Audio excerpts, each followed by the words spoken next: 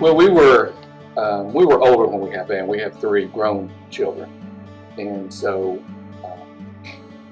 I was 43. Christy was 39, I believe, when we found out. We had a latecomer in the family years later, and so when Van was born, we had some friends that had a child born about the same time. They're a few months apart.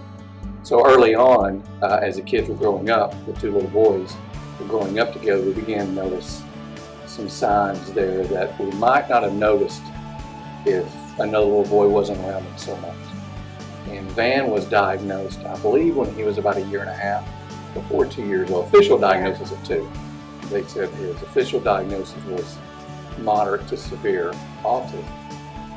And when we got the diagnosis is when I was angry when the panel of doctors said that your son is not slightly autistic or mildly autistic, but moderate to severe autistic. And I was angry with him.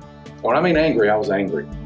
And I bit back pretty hard at one lady. And I can remember she leaned over when I was chewing them all out, and I was angry with them, and she reached over and she patted me on the knee. She said, he is autistic. So when we took him the first step, for us, it started out, I think, 2 or 3 days a week. Yes. And then quickly we found out, after he'd been going 2 or 3 days a week, we quickly found out that's where he needed to be. He did that for 6 months, and then after 6 months, Era, who was our director of our First Step in Malvern, and prodded me to let him go 5 days a week. And that was hard. It was very difficult because he started so young, which is good. The early intervention with him being only around barely 2 years old, I think made a world of difference of getting him involved in First Step so quickly. First Step, of course, we had the early intervention, and then he had speech and occupational therapy. And this has continued. And also they incorporated ABA therapy, which was something kind of new that was introduced. And if it hadn't been for First Step, I don't know, the transition from First Step to the kindergarten, we had several meetings, and just for everyone to be on the same page, we had professionals at First Step that were able to help us choose a school. Yes, help us choose a school, articulate what Van's needs are, even more than we would be able to, because they knew him on a day-to-day basis, from the therapy point of view. Yeah, they actually met with teachers, and we kind of just sat there in the room. Of course, we had input as well, but they would be talking back and forth about what Van needed.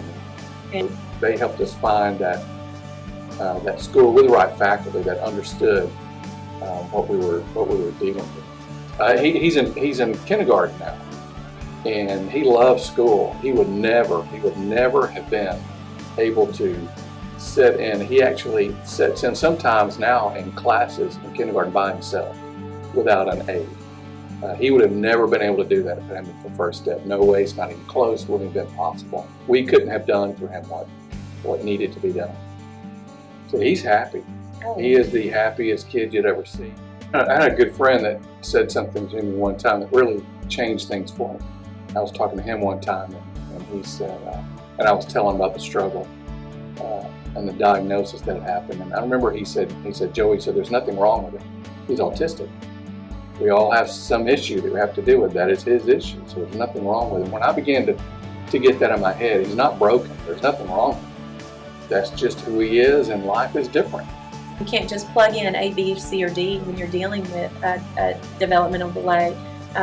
There are specific things, and that's where educators and therapists at First Step can help you find what's best for your child, and they're there to help. And like we said before, we just I don't know where we would be or where our son would be without First Step and all of the services that they have offered him.